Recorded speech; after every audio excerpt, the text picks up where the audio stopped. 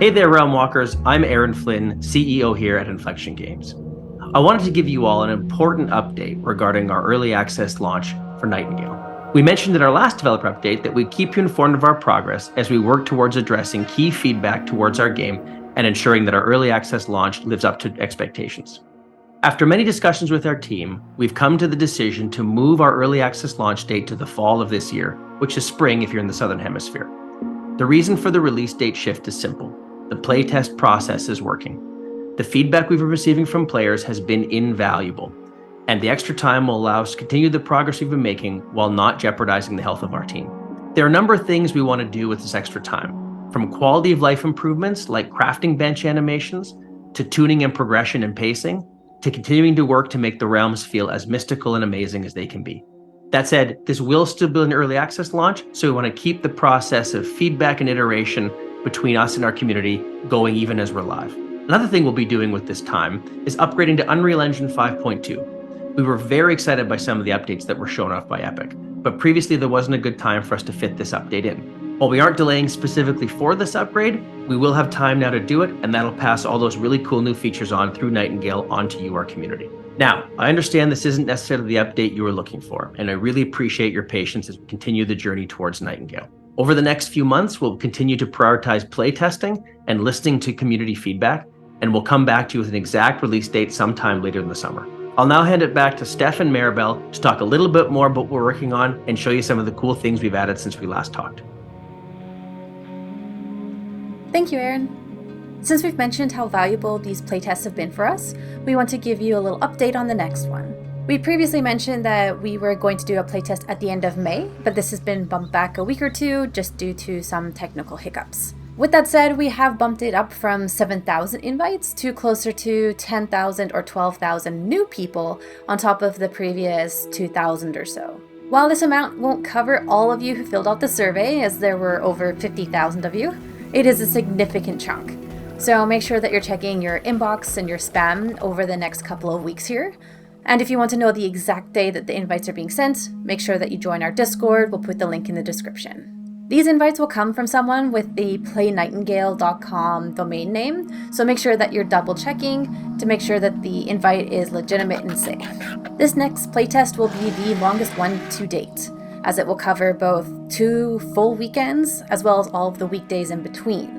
We're hoping that this will let more playtesters get into later game content and give more feedback on those areas. As with previous playtests, this will be a closed one, so don't expect any videos or streams of it just yet, but we will try to share some insights when it's all completed and done.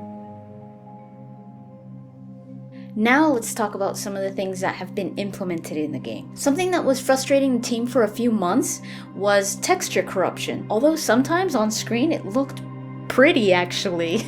It made the game feel a bit psychedelic, but that wasn't quite the intended aesthetic, and sometimes it snapped players out of the experience, which is something we do not want to do. Luckily, the workaround was just to close and relaunch the game, but obviously that was just a temporary solution. We didn't want that to be the way it was, but we're happy to say that this has been fixed and we haven't seen the issue since. The other major issue from this last playtest was that players were having an increased amount of graphic crashes. But we've been testing this out a lot internally to see what the cause was, and luckily our team has identified one of the problems, and we've already seen a 50 to 70% decrease in GPU crashes with this workaround. But we're working with external parties on all fronts, such as Epic and graphics card manufacturers, to fully resolve the issue.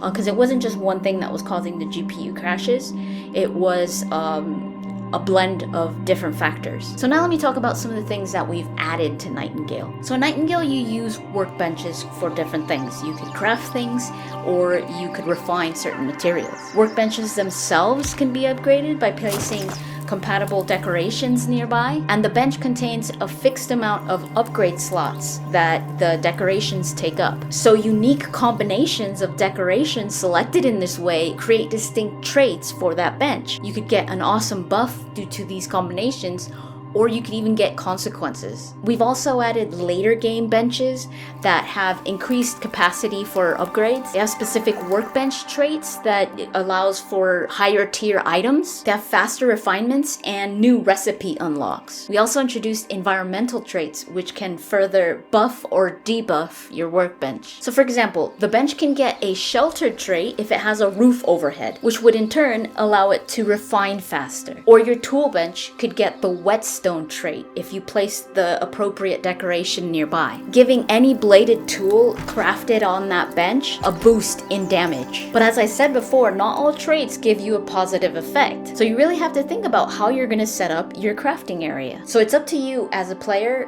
what setup works best for you and your playstyle. To improve your understanding of the state of your crafting bench at a glance, we also added new UI icons. So these will indicate how much fuel you have left, your crafting setup, and how many upgrade slots you've used.